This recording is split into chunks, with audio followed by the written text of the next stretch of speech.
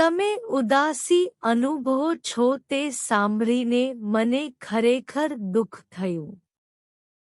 હું તમારા માટે અહીં છું. અહીં તમારા માટે એક દુઃખદ વાર્તા છે. એક સમયે એક નાનકડા ગામમાં સેમ નામનો એક યુવાન છોકરો રહેતો હતો.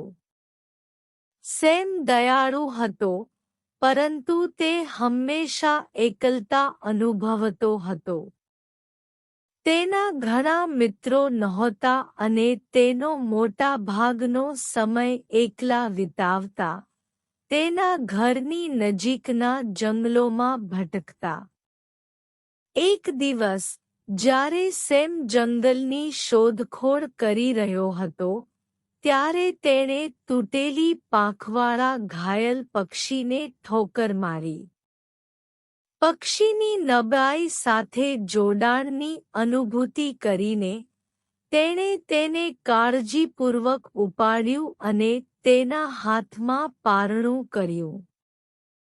તેણે પક્ષીનું નામ હોપ રાખ્યું, કારણ કે તે માનતા હતા કે તે તેના પોતાના જીવનમાં જે આશાની ઝંખના કરે છે તેનું પ્રતિનિધિત્વ કરે છે.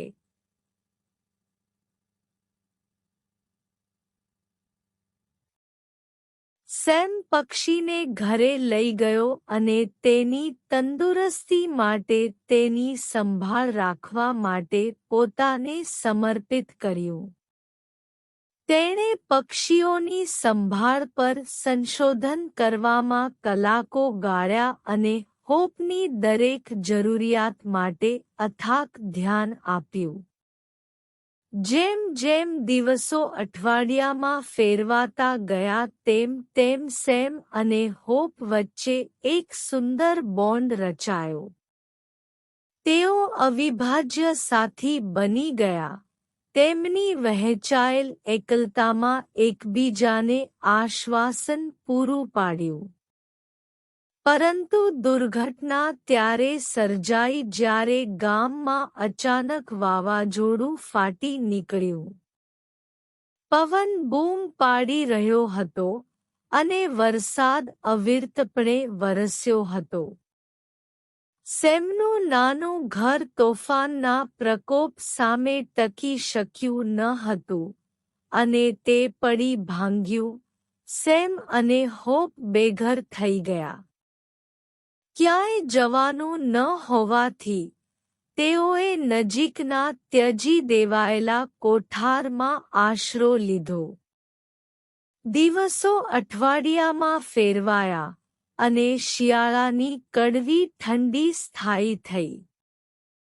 સેમ અને હોપ ખોરાક અને હૂંફ શોધવા માટે સંઘર્ષ કરી રહ્યા હતા. તેમની મુશ્કેલીઓ હોવા છતાં, સેમ ક્યારેય આશા ગુમાવ્યો નહીં. તે ઘણી વાર હોપ માટે ગાતો, અને પક્ષીઓના મધુર કલરવ તેમના અન્યથા અંધકારમય અસ્તિત્વમાં આનંદની ઝાંખી લાવતા. એક હિમવર્ષાવાળી સવારે, સેમ જાગી ગયો અને જોયું કે હોપે ચિલચીસ કરવાનું બંધ કરી દીધું છે.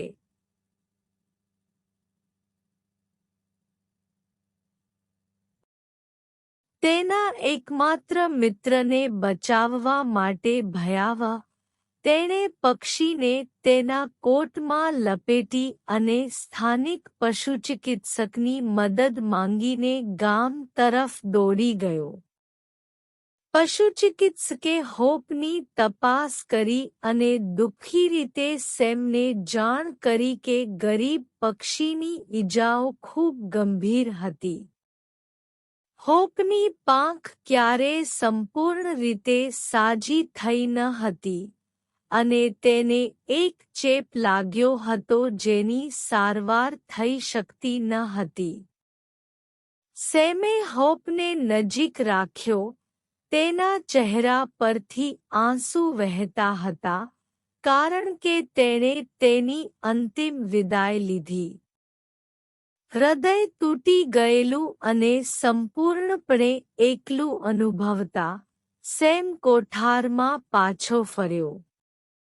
તેણે આશા સાથે શેર કરેલી ખુશીની ક્ષણોને યાદ કરીને તે મૌન બેસી ગયો. નુકસાનની પીડા જબરજસ્ત હોવા છતાં સેમને સમજાયું કે હોપે તેને સ્થિતિસ્થાપકતા અને મિત્રતાની શક્તિનો સાચો અર્થ શીખવ્યો હતો. પછીના મહિનાઓમાં સેમે જરૂરિયાતમંદ અન્ય લોકોને મદદ કરવા માટે પોતાની જાતને સમર્પિત કરી. તેણે પ્રાણી આશ્રયસ્થાનમાં સ્વૈચ્છિક સેવા આપી, ઘાયલ પ્રાણીઓને આરામ અને સંભાળ લાવ્યો.